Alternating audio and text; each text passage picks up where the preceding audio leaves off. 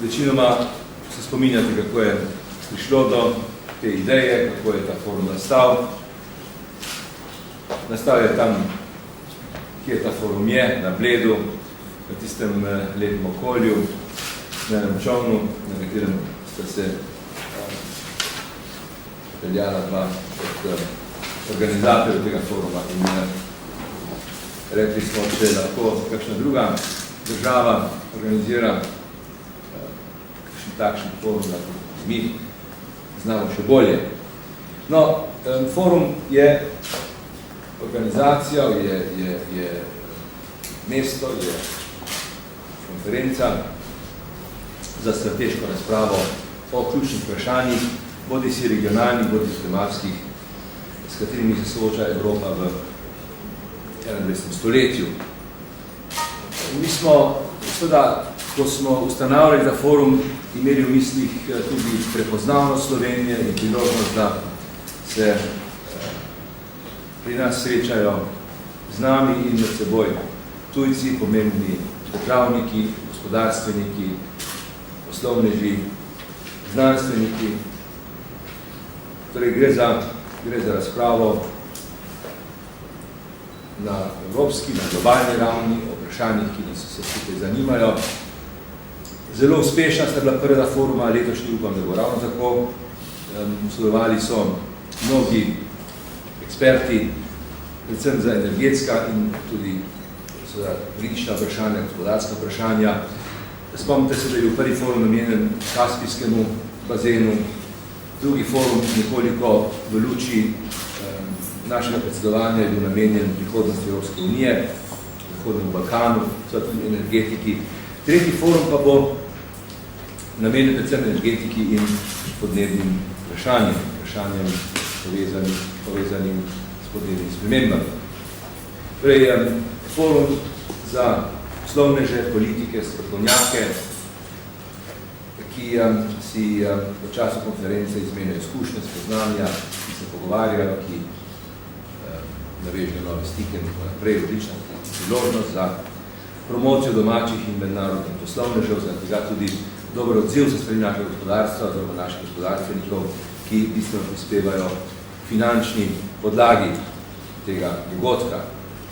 Mimo glede, mislim, da ste že rekel, Blejski forum organizira naše ministrstvo skupaj s Centrom za evropsko prihodnost iz Jablja. Torej, energetika in klimatske spremembe, podnaslov Sinergija, si.energija za prihodnost. Pričakujemo visoke goste iz političnega in gospodarskega sveta. Prijavljenih je 398 udeležencev iz 59 držav. Med temi so 3 predsedniki vlad, predsednik vlade Češke Polanek, predsednik vlade Latvije Godmanis in seveda naš predsednik vlade. En bivši predsednik vlade, nekateri se ga še spominjate, iz Avstrije, Šüssel, en namestnik predsednika vlade Gruzije, Baranidze. Pogovori, srečanja z njim bodo še posebej zanimivo, tega, ker, kot veste, je v Gruziji marsikaj zanimivega v tem trenutku, oziroma je Gruzija sredi zelo ognjevitih razprav in tudi sredi enega zelo nevarnega spora.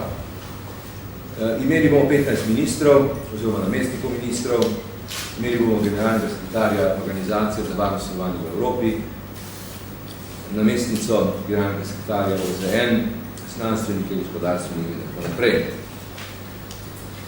Ne vem, če ne vam kaj, ali pa če vam lahko kaj novega povem o problematiki klimatskih sprememb. Veste, da so to najbolj izzivalni problemi, najbolj pereči izzivi sodobnega časa, ki zahtevajo globalne odzive, ki zahtevajo sodelovanje vseh, ki jih te spremembe zadevajo.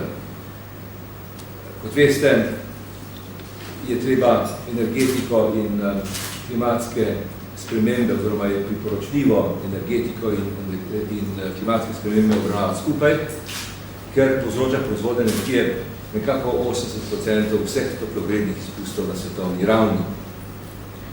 Ko bomo rešili vprašanje toplogrednih izpustov, bo seveda življenje na tem planetu lepše. Evropska komisija je letos januarja v času našega predsedovanja predstavila podnebno-energetski zakonodajni paket in vi se naših prizadevanj v okviru predsedovanja dobro spominjate. Če bodo izpolnjeni cilji glede zmanjšanja izpustov toplogrednih plinov in povečane rabe obnovljivih virov energije, kot so vetrnice, večja uporaba vode in tako naprej, se bo lahko uvoz nafte in plina zmanjšal za okoli 0,3% bruto družbenega proizvoda, kar pomeni 50 milijard evrov prihranka pri uvozu. Govorim se, da zaraven, govorim za Evropsko unijo. No, v Evropski uniji imamo nekaj obvezujočih dogovorov s tem v zvezi, nekaj sklepov še iz nemškega predsedstva in iz našega predsedstva. Kaj si želimo, pa kaj moramo storiti, zmanjšati moramo svetovno